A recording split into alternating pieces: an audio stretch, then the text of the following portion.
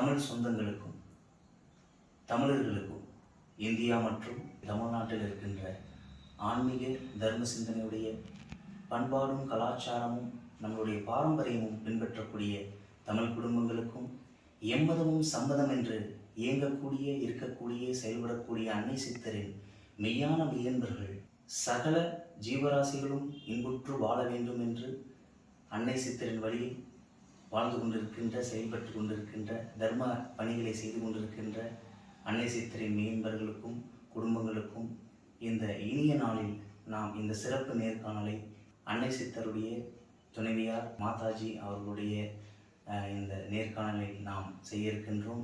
இந்த நேர்காணலை பார்த்து நீங்களும் அருள் பெறுமாறு அன்போடு அன்னை சித்தர் தொலைக்காட்சியின் சார்பாக உங்களை கைகூப்பி வணங்கி வேண்டி விரும்பி அன்புடன் கேட்டுக்கொள்கின்றோம். வணக்கம் நண்பர்களே, இன்றைய ஒரு அற்புதமான நேர்காணலில் நாம் இணைந்திருக்கின்றோம். இன்றைய தினம் தர்மத்திற்கு தன்னை அர்ப்பணித்த சேவையும் தொண்டும் குருநாதரின் பொன்னான மொழிகளை தன் வாழ்நாளில் கடைபிடித்த ரிஷி பத்னி என்று சொல்வார்கள்.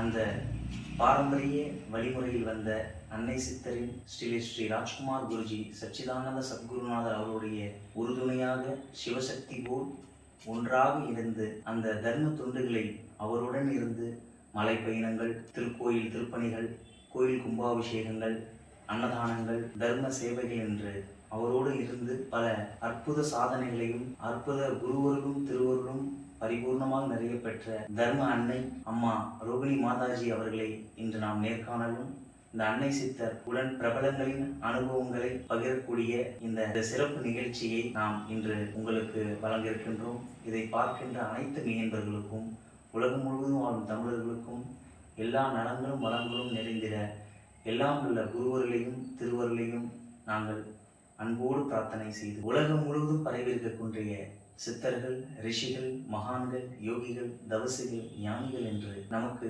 மனிதன் இப்படிதான் வாழ்ந்தால் இறைவனிடம் ஒன்றாக கலக்கலாம் என்று நமக்கு இங்கே வழிகாட்டு செய்திருக்கின்ற நம் முன்னோர்கள் அவருடைய வழியில் வந்த பாரம்பரிய குடும்பமான கல்வி தந்தையாக இந்த தமிழ்நாட்டில் சென்னை மாநகரத்தில் வள்ளலார் வாழ்ந்த புண்ணிய பூமியில் சென்னை மதராச பட்டினத்தார் இந்த மாதிரி மகான்கள் ரிஷிகள் புண்ணிய பூமியாம் சென்னையில் திரு ஆறுமுகம் ஐயா அவர்களுடைய மூத்த மகளாகவும் கல்விக்கு சேவை செய்து கல்வியில் குழந்தைகள் முன்னின்று அவர்கள் அந்த கல்வியை கற்றால் உலகத்தில் எல்லா நலங்களும் சென்ற இடமெல்லாம் சிறப்பு கற்றவர்களுக்கு என்ற அந்த சொல்லுக்கிணங்க தாளாளர் கோமதிபாய் ஆறுமுகம் அவர் புதல்வியுமான திருமதி ரோகிணி மாதாஜி அவர்களை நேர்காணல் செய்ய இருக்கின்றோம். ஓம் ஜெய் குருவிஷிதனை. வணக்கம், எப்படி இருக்கீங்க?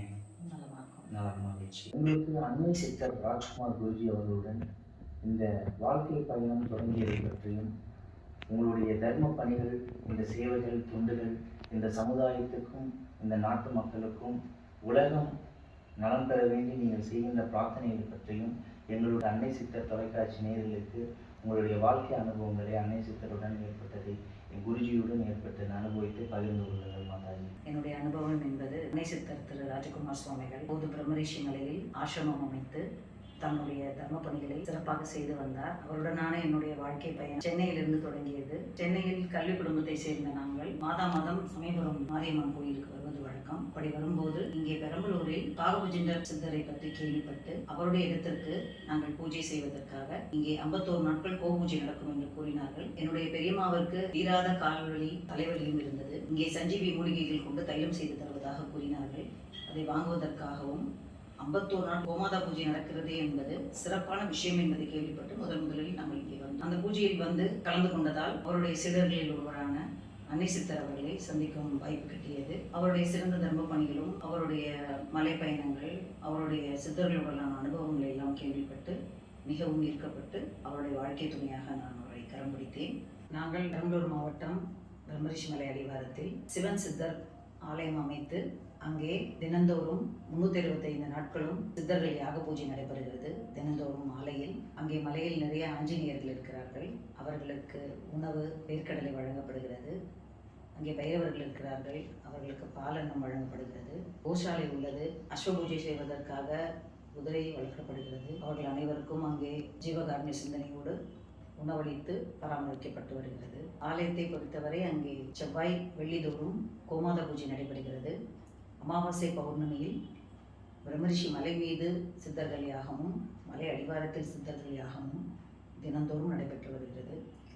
இங்கே சாதுக்களுக்கும் வரும் மெய்யன்பர்கள் அனைவருக்கும் தினந்தோறும் நித்திய அன்னதானம் நடைபெறுகிறது. இதை அன்னை சித்தர்களுடன் நிறைய பிரபலங்கள் பழகியிருக்கிறார்கள். நிறைய மலை பயணங்கள் அவரோடு வந்திருக்கிறார்கள். ஆலய திருப்பணி கும்பாபிஷேகங்களில் கொண்டிருக்கிறார்கள்.